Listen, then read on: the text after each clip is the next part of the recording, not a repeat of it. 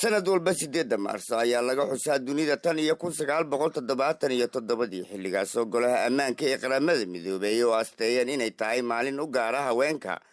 maalinta la xusuusto ee 8 Maarso ayaa ku bilaabatay marka la eego taariikhda fog dibadbaxyo ay sameeyeen haweenka reer galbeedka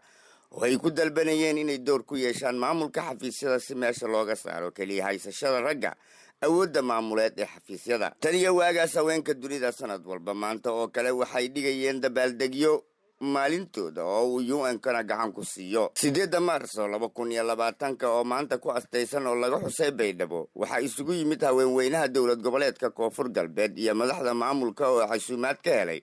wasaaradda haweenka iyo xuquuqul insaanka dowlad goboleedka Koonfur Galbeed. munaasabadan oo halka ay ka dhaxaysay si aadan loo qurxiyay ayna isbedel ka muuqdaan marka loo eego sanadihii hore ayaa lagu soo bandhigay heese ka tarjumaya 8 Maarso iyo doorka haweenka ay ku leeyihiin taranka aadmiga iyo guud ahaan wareegga nolosha.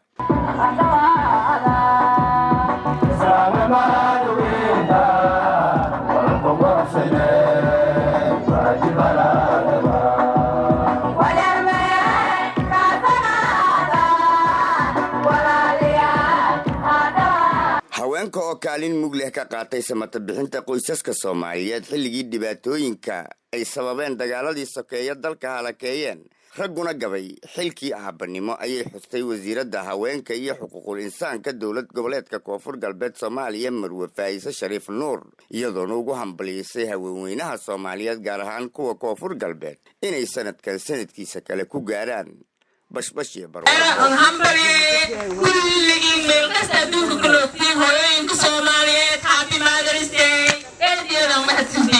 gabdhuhu waa gabdho jaamacadaha dhammaayeen mutacalimiin gacanta tahayna saaxiibada walaanyoga dhiirigelin un baahan marka way jeelada lahaayeen iniyoo la dhiirigeliye iniyoo horan dareeran iniyoo aragtay unu gadaaliyo suranaano mar walban unu horumarshow ku fogeerna hooyooyinka may ku codsadeen iniyoo gabdhoo jaanisiya iniyoo gabdhoo shawaliyo laqanaayeen gabdhoo kala dhalinyaradeenna oo balaadan haddii uu level kastaas ka koobno manfacaas may la qaday inuu jaanisiina mustaqbalka Koonfur Galbeed may mahadnaqay madaxweyne Cabdicasiis Omar walba neena gabdhoogaas garab sulma garab iisiyaa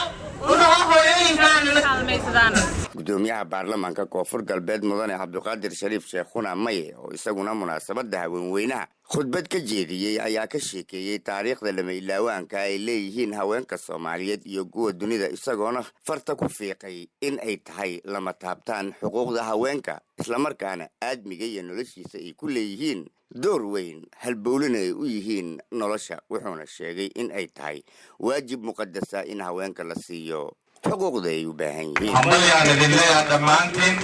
bulshada qaybaheeda kala duwan gaar ahaan maanta dadka sida gaarka loo xusaayo ee la leeyahay maanta waa maalinkooda waa maalinta haweenweynaha adduunka ee gaarkale